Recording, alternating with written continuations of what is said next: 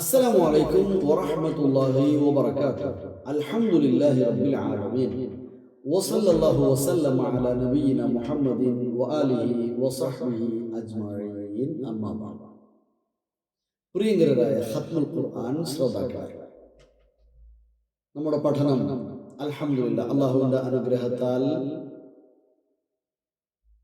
തബാറക ജുസ്ഇലെ അവസാന അധ്യായം സൂറത്തുൽ മുർസലാത്ത് അധ്യായം 77, മക്കയിൽ അവതരിച്ച 77-ാം അധ്യായം മുർസലാത്തിൽ 50 ആയത്തുകളാണുള്ളത്.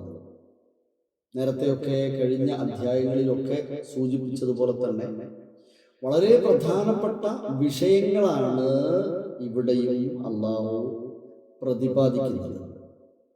ഇതിൽ ഒരു വചനം 10 പ്രാവശ്യം ആവർത്തിച്ചിരിക്കുന്നു.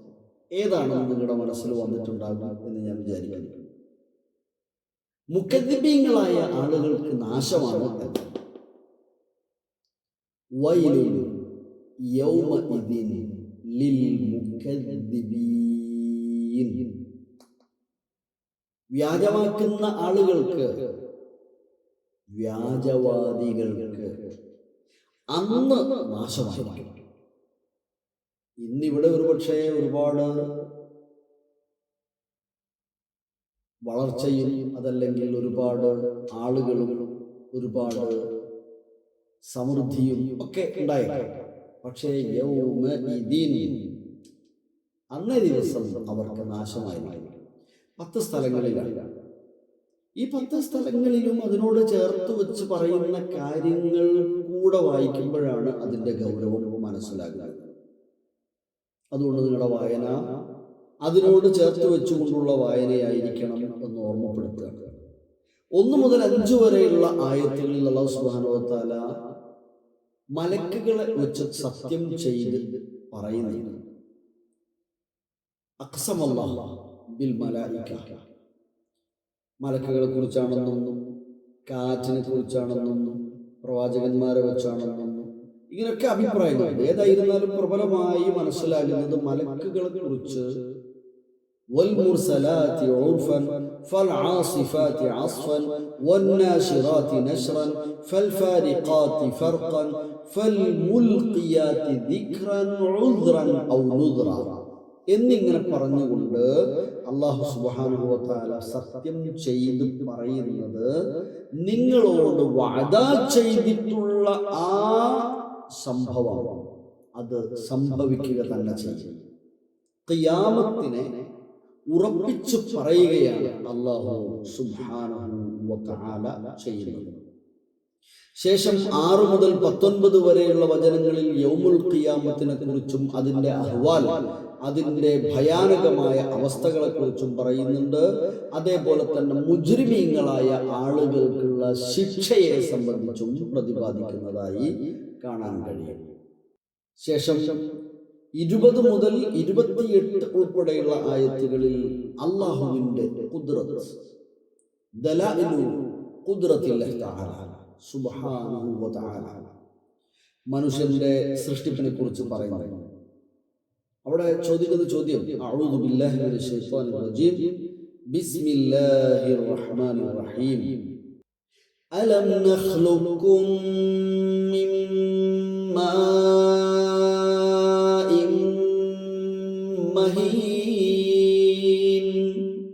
നിസാരമായ ഒരു വെള്ളത്തിൽ നിന്നാണ് നിങ്ങൾ നാം സൃഷ്ടിച്ചതെന്ന് നിങ്ങൾ കാണുന്നില്ലേ എന്നർത്ഥം. നിങ്ങളെ സൃഷ്ടിച്ചില്ലേ?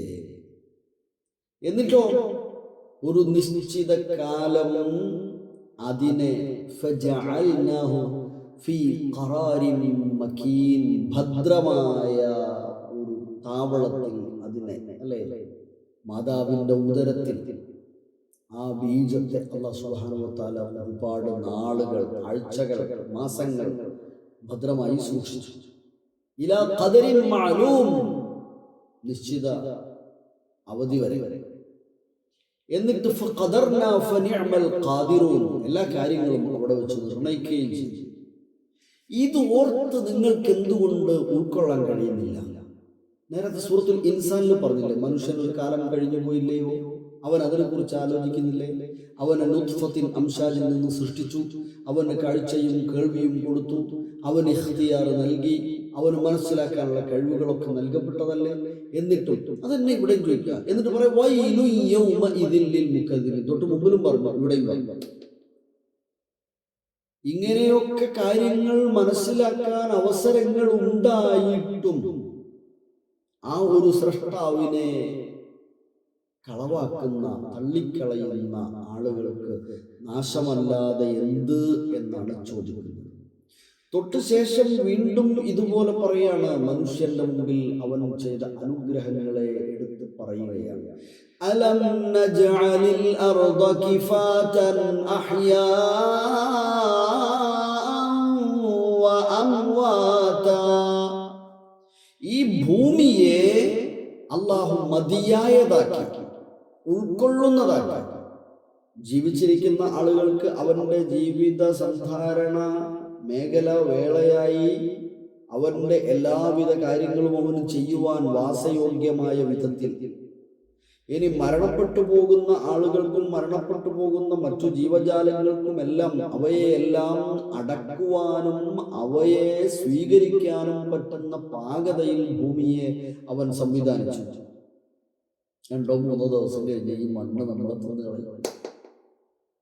അങ്ങനെ എത്ര അനേകായിരം ലക്ഷക്കണക്കിന് കോടിക്കണക്കിന് മനുഷ്യരും ജീവജാലങ്ങളും മൺമറഞ്ഞു കിടക്കുന്ന ആ ഭൂമിയുടെ മുകളിലാണ് ഞാനും നിങ്ങളും, അല്ല ഇനി അവസാനം വരെയുള്ള മനുഷ്യരൊക്കെ ജീവിക്കുന്നത്. മാത്രമല്ല നമ്മുടെ ഭക്ഷണം, ഇതിൽ നിന്ന് കിട്ടുന്ന മുളച്ചു പൊങ്ങുന്ന സസ്യലതാദികൾ, വൃക്ഷങ്ങൾ, അവയിലെ കായ്കനികൾ തന്നെ നമ്മൾ ഭക്ഷിക്കുന്നത്. ഈ മണ്ണിൽ നിന്ന് വലിച്ചെടുക്കുന്ന വളത്തിൽ നിന്ന് തന്നെയാണ്, വെള്ളത്തിൽ നിന്നുമാണ്. എല്ലാം പരിശോധിച്ചു. നമ്മൾ കിണർ കുഴിച്ച് വെള്ളം എടുക്കുന്നു. വർഷങ്ങൾക്ക് മുമ്പ് അനേകായിരം ജീവജാലങ്ങളും മനുഷ്യരും മരിച്ച് അലിഞ്ഞു ചേർന്ന ഈ മണ്ണിൽ തന്നെ കുഴിച്ചിട്ട് നമുക്ക് ശുദ്ധമായ വെള്ളം കുടിക്കാൻ കിട്ടുന്നു. ഈ അനുഗ്രഹത്തെ ഓർക്കുന്ന മനുഷ്യൻ എന്നിട്ടും ഉൾക്കൊള്ളാതെ തള്ളിക്കളയുന്നുവെങ്കിൽ അല്ലാഹു സുബ്ഹാനഹു വ തആല, നമ്മൾ പറഞ്ഞല്ലോ 10 തവണ പറഞ്ഞ വാചകം, വൈലു യൗമഇദിൽ ലിൽ മുകദ്ദിബീൻ.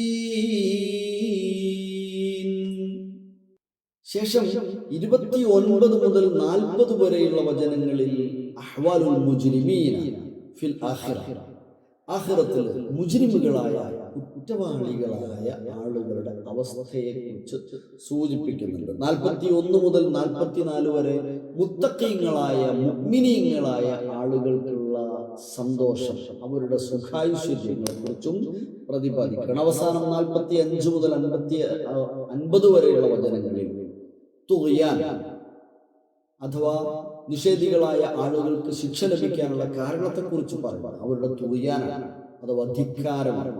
ആ ധിക്കാരത്തെക്കുറിച്ചുമാണ് പറയുന്നത്. വായിച്ചു നോക്കുക. മുഴുവനും പറഞ്ഞു തീർക്കാനുള്ള സമയം നമ്മുടെ മുമ്പിൽ പരിമിതമാണ്. നിങ്ങൾ 1 മുതൽ അവസാനം വരെയുള്ള ആയത്തുകളും അതിൻ്റെ അർത്ഥവും ഒക്കെ വായിച്ചു വെക്കുക. എന്നിട്ട് ജീവിതത്തോട് ചേർത്ത് വെക്കുക. ഈ പറഞ്ഞ മുത്തഖീങ്ങളായ വിഭാഗത്തിൽ ഉൾപ്പെടാൻ ഞാനും നിങ്ങളും പരിശ്രമിക്കാം. അല്ലാഹു സുബ്ഹാനഹു വ തആല നമ്മെ എല്ലാവരെയും മുത്തഖീങ്ങളിൽ ഉൾപ്പെടുത്തി സ്വർഗം നേടാൻ കഴിയുന്നവരിൽ ഉൾപ്പെടുത്തി അനുഗ്രഹിക്കട്ടെ. അല്ലാഹു സുബ്ഹാനഹു വ തആല വിശുദ്ധ ഖുർആനിനെ ഭംഗിയായി പാരായണം ചെയ്ത് പഠിക്കാനും വിശുദ്ധ ഖുർആനിലെ അധ്യാപനങ്ങൾക്ക് എതിരാകാതെ ജീവിച്ച് ഇരു ലോകത്തും സന്തോഷവും സമാധാനവും അനുഭവിക്കാൻ കഴിയുന്ന, പ്രത്യേകിച്ച് പരലോകത്ത് ഉന്നതമായ വിജയ സ്ഥാനത്തെത്താൻ കഴിയുന്നവരിൽ നമ്മെ എല്ലാവരെയും ഉൾപ്പെടുത്തി അനുഗ്രഹിക്കട്ടെ. സത്യമായി മനസ്സിലാക്കാൻ, അസത്യത്തെ തിരിച്ചറിയാൻ അല്ലാഹുവേ ഞങ്ങൾക്ക് നീ തൗഫീഖ് നൽകുകയും സത്യത്തിൽ ഉറപ്പിച്ച് ഞങ്ങളെ നിർത്തുകയും ചെയ്യണമെന്ന് റഹ്മാനായ റബ്ബേ. മാരകമായ രോഗത്തെ തൊട്ട് ഞങ്ങളെ കാവൽ നൽകി അനുഗ്രഹിക്കണമേ റഹ്മാനായ അല്ലാഹുവേ. സഹോദരങ്ങളെ, നമ്മൾ ഇനി അടുത്ത ദിവസം ഇൻഷാ അല്ലാഹ് 30-ാമത്തെ ജുസ്ഇലേക്ക് പ്രവേശിക്കുകയാണ്. 78-ാം അധ്യായം സൂറത്തുൻ നബയിൽ വീണ്ടും കാണാം ഇൻഷാ അല്ലാഹ്. അസ്സലാമു അലൈക്കും വറഹ്മത്തുള്ളാഹി.